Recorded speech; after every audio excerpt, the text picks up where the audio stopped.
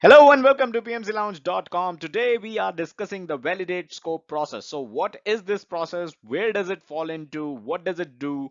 All of that in simple language is what we are going to discuss. We never talk about the inputs, the tools and techniques, the outputs of any process because that is something which is pretty theoretical. That is something we believe you can refer to a book and know and read yourself, right? In this video, we discuss processes, and in all of our other videos as well, we discuss processes from the point of understanding a process, right? What it does is what we like to discuss rather than, the theory of the inputs, outputs, tools, and techniques. All of that you can refer to a book. So let's get started with validate scope. First up, where does this fall? So as you can see in the red circle encircled is the validate scope process. So it falls in the project scope management knowledge area under the monitoring and controlling process group. So this is where it falls. We have already discussed the other processes of scope management, the plan scope management, collect requirements, define scope, create WBS. We have had a lot of fun discussing all these processes. We have already done so, and I'll share a link to the entire playlist in the description below. You can go ahead and you can check those videos out and go over these processes that we have already discussed. So the next stop is the validate scope process. Again, as always, a related article. If you like to read rather than watch video, detailed article related to this video is available in the description. The first link in the description will be to that article. You can go over to pmclounge.com and read that entire article. The second link will be the playlist of the scope management knowledge area, all the videos that we have discussed on scope management knowledge area.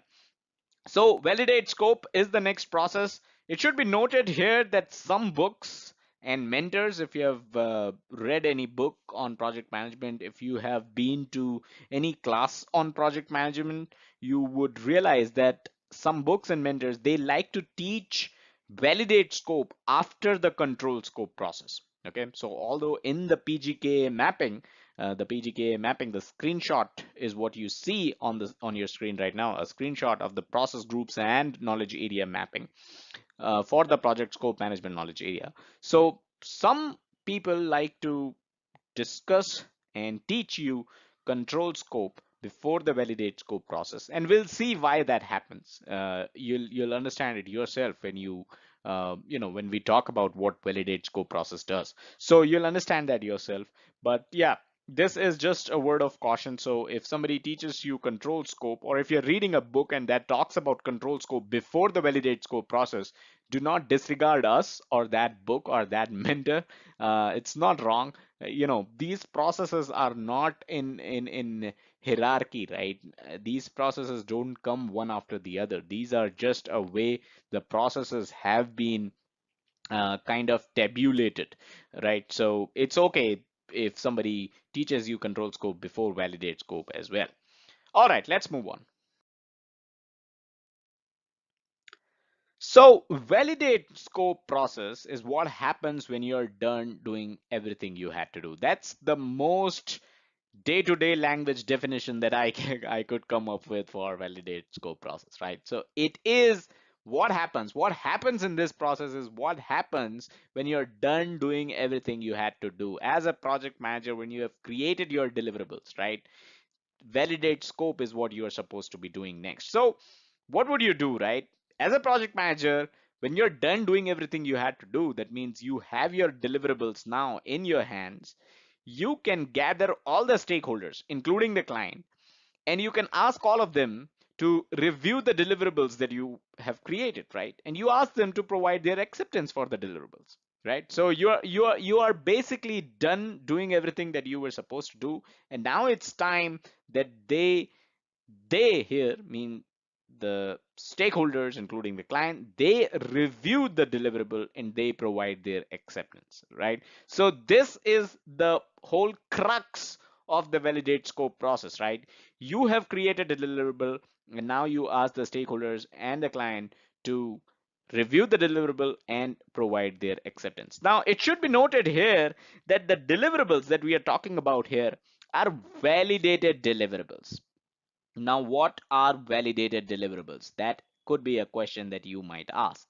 So, validated deliverables are deliverables that have already been through the control quality process. Now, this could be a bit confusing, but I'd like to mention here that we have already done a video earlier on the difference between accepted deliverables and validated deliverables. So deliverables that go through the control quality process, and this process, by the way, is a part of the quality management knowledge area. Okay, so when a deliverable goes through the control quality process, when a deliverable is complete, it goes through the control quality process, and it is known as a validated deliverable. Okay, this validated deliverable then comes in to your validate scope process. All right, so there is a validated deliverable which has gone through the control quality process. It comes to validate scope process, and when it gets the acceptance of the stakeholders, it is known as an accepted deliverable. So I'll share a link to the difference between validated deliverables and accepted deliverables in the description below. You can go ahead, you can check that out so that it'll be much more clear to you on what we are talking about here. But that's just a point to note here, that when you show the deliverables to the stakeholders and the client, you are showing them a deliverable which is already validated, which means it is already passed the control quality process. And in the validate scope process is when you are showing a validated deliverable to the stakeholders and seeking their acceptance so that it becomes an accepted deliverable. So what's next? The next thing here is, once your stakeholders, right, they review the deliverable that you have presented, they can either accept, formally accept the entire deliverable, or they can say that this deliverable doesn't mean doesn't meet the project requirements, this deliverable doesn't meet our requirements, and there could be a change request that may come up. That change request, of course, goes ahead and it goes through the entire change management grind, right? I'll share a link to the change management playlist as well in the description below. You can go over if you don't know what change management is. So that's the two outputs you can expect out of the validated validate scope process, right? Either the deliverable that you presented to the stakeholders, either it is accepted by them, it is formally accepted by them, or you get certain change requests and you get some more work to do. What is formally accepted here mean? Formally accepted here means that you actually have a written confirmation from all the stakeholders that the deliverables match the agreed upon project requirements, right? So it's not something wherein you provide a piece of code or any deliverable, right, for that matter, and you on a call you ask them if they think it's fine, it looks good, and they just tell you that yeah, this deliverable is fine, it can be accepted, and there's no written communication, right?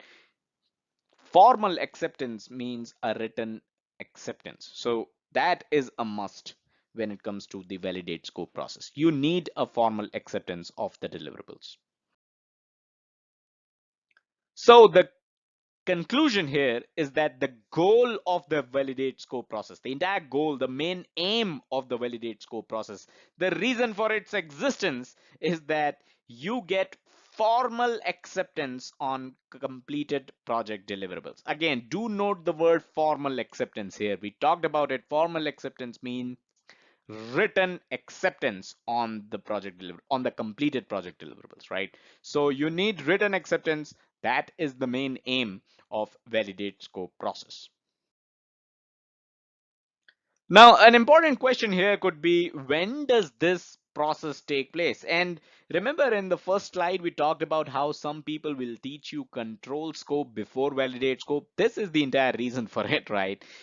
To give out a feel to give out an idea that validate scope is something that can happen in the end, because you are basically getting sign-offs. You are good to go after you're done with this process, right? So it should be noted here that in a project, there are several deliverables, right? Do you remember that even your project management plan, a document is also a deliverable? So not just the product of the project, right? If you are working on a project that is, let's say, you're developing a website, right? As a web developer, you're developing a website, and the website is the product of the project. So you don't do validate scope process in the end, right, and show the customer the entire website. No, you have other deliverables as well. You have documents, you have the project management plan is also a deliverable, right?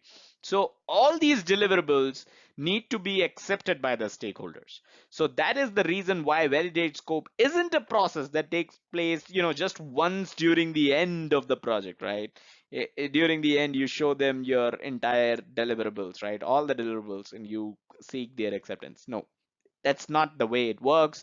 It is a process that keeps on happening time and again, because there are certain deliverables that you will keep preparing, you'll keep finishing during the course of the project, right? So that is the reason why validate scope is a process which is performed throughout the project, right? Throughout the life of the project. It gets performed throughout the life of the project, not just once in the end. That should be noted here, right? So, let's imagine that you are handling a project with 200 deliverables, right?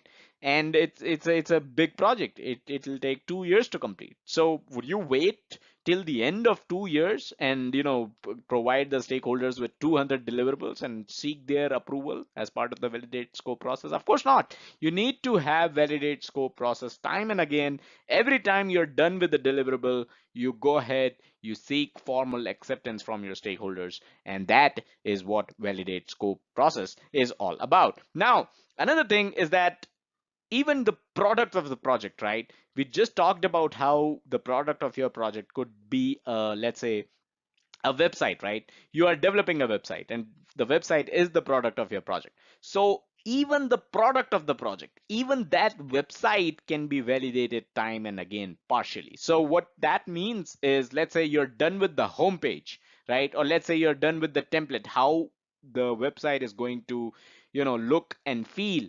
You can get a written acceptance, right? A formal acceptance on just the template of the website first, right? So you can get the approval, you can perform the validate scope process partially on just the template of the website.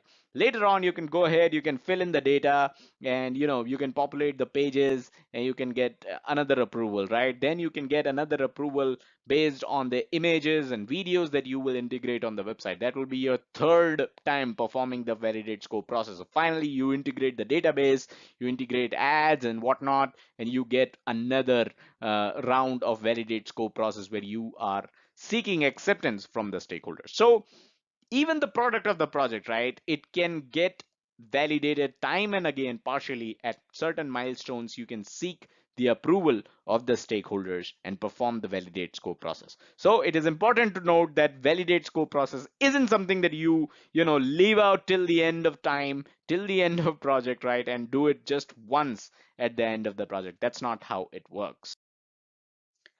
So that is all that we had in this video. Hit the bell icon after you subscribe to this channel if you haven't done so already. Do hit the like button if you really enjoyed and if you learned something new. Check us out on our social media. PMC Lounge is our handle on YouTube, Facebook, as well as Twitter. And don't forget to check out the website pmclounge.com, your number one free resource for PMP and other project management certifications, as well as project management industry information. Thank you.